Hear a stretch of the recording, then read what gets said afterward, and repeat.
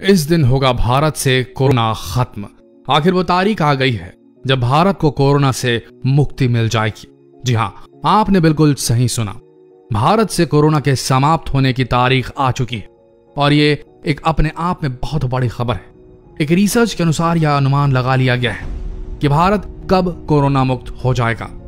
Singapore university of technology and design ने अपने research के अनुसार यह अनुमान लगाया है कि भारत में 25 मई तक कोरोना के 97% मरीज ठीक हो जाएंगे।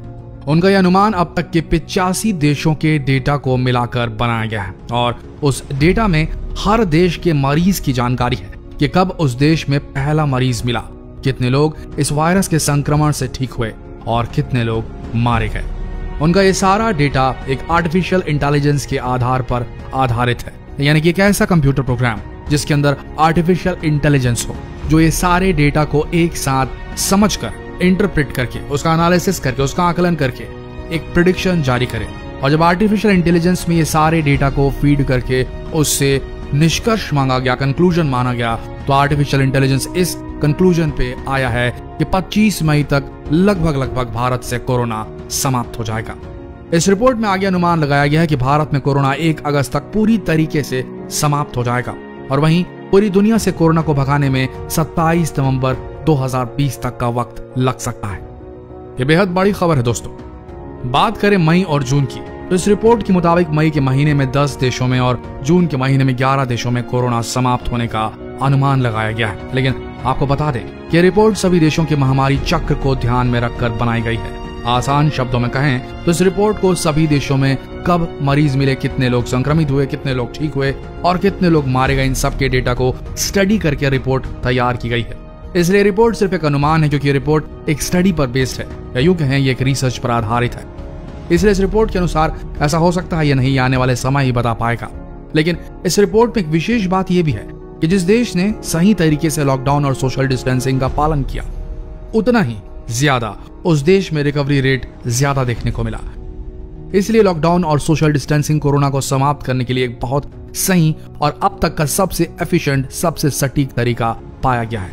वैसे आपको बता दें लॉकडाउन कितना ज्यादा जरूरी है, आइए समझते हैं इन आंकड़ों से। भारत में लॉकडाउन के पहले हफ्ते में 22% मरीज मिले थे, वहीं तीसरे हफ्ते में नए मरीजों की संख्या घटकर 12% हो चुकी थी। 5वां हफ्ता आते आते नए मरीजों के मिलने की संख्या सिर्फ 7% तक रह गई थी। अब इन्हीं आंकड़ों से समझते हैं कि लॉकडाउन कितना जरूरी है और इफेक्टिव तरीका है कोरोना से लड़ने का। भारत में सही समय पर लॉकडाउन लगा दिया गया था, इसलिए अगर पूरी दुनिया के आंकड़ों से तुलना करें तो भारत में कोरोना के नए मरीज सिर्फ 4% की दर से बढ़ रहे हैं, वहीं अमेरिका में 18% की तेजी से बढ़ रहे हैं और सबसे ज्यादा ब्रिटेन में 28% की दर से नए मरीज पाए जा रहे हैं। और इसी हिसाब से भारत अभी बहुत सुरक्षित स्थान पर बैठा है। लेकिन अगर लॉकडाउन और सोशल डिस्टेंसिंग का पालन सही तरीके से नहीं किया गया तो ये आंकड़े बहुत जल्दी बढ़ सकते हैं। भारत सरकार ने कोरोना के मरीजों के आधार पर देश के सभी जिलों को 3 स्टेजों में बांटा है। Stage 1 red zone, stage 2 orange zone और स्टेज 3 ग्रीन जोन। हालांकि अनुमान यही लगाया जा रहा है कि रेड जोन के क्षेत्र में अभी लॉकडाउन खुलने की कोई संभावना नहीं, वहीं ऑरेंज और ग्रीन में थोड़ी बहुत कुछ शर्तों के आधार पर छूट मिल सकती है। हमारे दर्शकों से एक सवाल यहाँ ये होता है कि क्या लॉकडाउन और एक्सटेंड किया जाना चाहिए? आपका क्या मानना है? कमेंट सेक्शन में जरूर लिखें और अपने सुझाव भी लिखें कि अगर लॉकडाउन एक्सटेंड होना चाहिए तो किन किन चीजों में रियायतें मिलनी चाहिए, किन किन चीजों को खोलने की अनुमति मिलनी चाहिए और आर्थिक स्थिति को बेहतर बनाने के लिए क्या क्या स्टेप्स लिए जा सकते हैं इस लॉकडाउन के दौर में बिना बीमारी को ज्यादा फैलाए। आपके जो सुझाव हैं शायद ये सरकार तक पहुंच जाएं और भला हो कुछ देश का। तो मिलते हैं अगले वीडियो में, तब तक के लिए बने रहिए हमारी इस पेज के साथ। अब तक आपने अगर इस पेज को फॉलो नहीं किया तो अभी फॉलो कीजिए। मिलते हैं अगले वीडियो में, तब तक के लिए धन्यवाद।